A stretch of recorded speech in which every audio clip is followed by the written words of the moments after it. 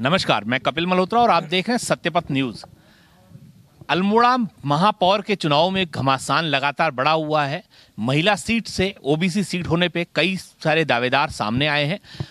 उन्हीं दावेदारों में कांग्रेस से दावेदारी करी है मुस्लिम समुदाय के अमन अंसारी ने, जो सामाजिक कार्यकर्ता रहे हैं और कई सारे पदों में कांग्रेस के बढ़ चढ़ के उन्होंने अपना योगदान दिया है। तो वो आज हमारे साथ हैं। आइए उनका स्वागत करते हैं और जानते हैं उनसे कि क्या रणनीति रहेगी। अमन जी, सबसे पहले तो आपका स्वागत है।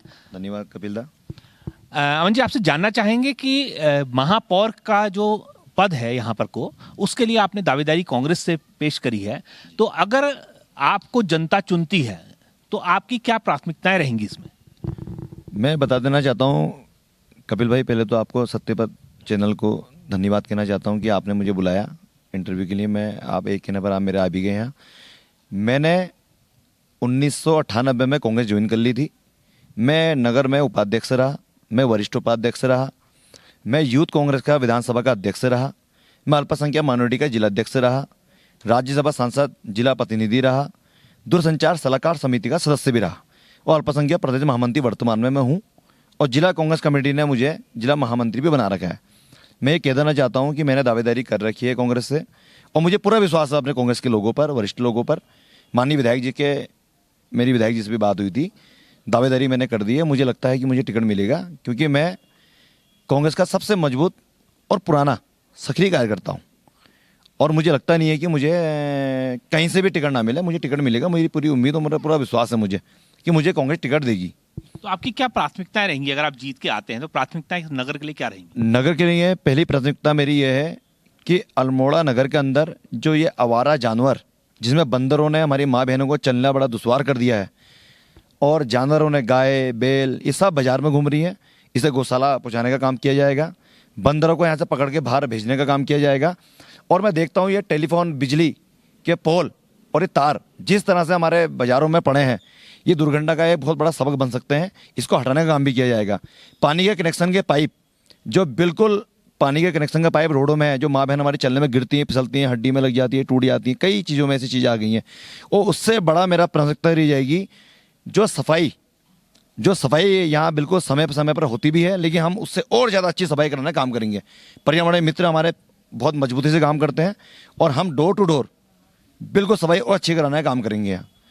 अच्छा, एक चीज बार बार पुराने कार्यकाल में आई थी कि उनका कहना था कि हमको सरकार से बजट नहीं मिल पा रहा है और इसलिए हम जो है ना तनख्वाहें दे पा रहे हैं ना काम कर पा रहे हैं।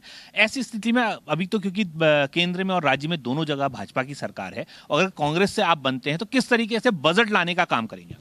बजट सरकार ने अपना एक बजट होता है सरकार का, वो बजट सरकार देती है नगर पालिका को। और मुझे तो और खुशी का विषय में धन्यवाद देना चाहता हूँ मुख्यमंत्री को कि उन्होंने ओबीसी की सीट आरक्षण यहाँ हमें दिया है। मैं धन्यवाद देना चाहता हूँ मुख्यमंत्री पुष्कर सिंह धामी जी को। और मैं एक धन्यवाद देना चाहता हूँ केंद्र सरकार में प्रधानमंत्री जी को कि केंद्र की योजना, सबसे ज़्यादा बजट केंद्र से आता है। बजट की कहीं कोई कमी नहीं होती है, बस कमी होती है कि आदमी किस तरह से कहाँ लगा रहा है। अमन जी, हम आपसे जानना चाहेंगे कि पहले भी जब महिला सीट थी तो कांग्रेस में एक बड़ी ज्यादा अफवाह चली थी कि पैराशूट कैंडिडेट उतर करके आएगा, क्योंकि अपनी कार्यकर्ता होने के बाद भी पैराशूट की बात आपके कांग्रेस से ही बीच से निकल के आई थी। क्या इस बार भी कहीं पैराशूट नजर आएगा? देखो, पैराशूट में बड़े बड़े बली लोग बैठे हैं, महाबली लोग बैठे हैं, लेकिन जब तक हम जैसे जमीनी कार्यकर्ता लोग बैठे हैं तो मुझे लगता नहीं है कि हम पैराशूट उतरने देंगे यहाँ, क्योंकि हम अपने कार्यकर्ता ओबीसी महिला भी, हमारे पास ओबीसी महिला भी हैं जो कार्यकर्ता हैं कांग्रेस के, और ओबीसी हम भी ओबीसी में काम कर रहे हैं। तो कहने कहीं हम पहले सम्मान हमें मिलना चाहिए, और अगर पैराशूट उतर के आता है तो हम पूरा विरोध करेंगे उस चीज़ का, क्योंकि कार्यकर्ताओं का सम्मान पहले है। तो अमन जी ने देखिए बिल्कुल साफ तौर पे कहा कि कार्यकर्ता का सम्मान होना चाहिए, चाहे भाजपा हो चाहे कांग्रेस हो या कोई भी हो, उसमें जमीनी स्तर का कार्यकर्ता इसीलिए जुड़ा रहता है कि उसको एक उम्मीद होती है कि जब कभी कहीं पर कोई पद आएगा तो उसको मिलेगा। अगर ऐसे में कोई भी संगठन पैराशूट कैंडिडेट लेकर के आता है तो विरोध होगा उसका, ऐसी बात भी यहां निकल के आ रही है।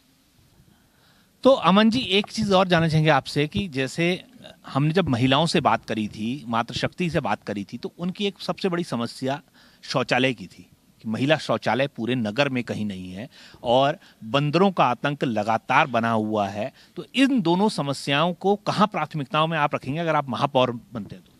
मैं सबसे पहले महिला शौचालय की बात बता देना चाहता हूँ। मेरी वाइफ रामसला वार्ड की मेंबर थी, कई लोगों से मेरी बात हो गई थी, मैं महिला शौचालय बना रहा था, तो इसमें कई शहर के बुद्धिजीवी लोगों ने काम करने में हमें मना किया कि विरोध हो जाएगा, ये हो जाएगा।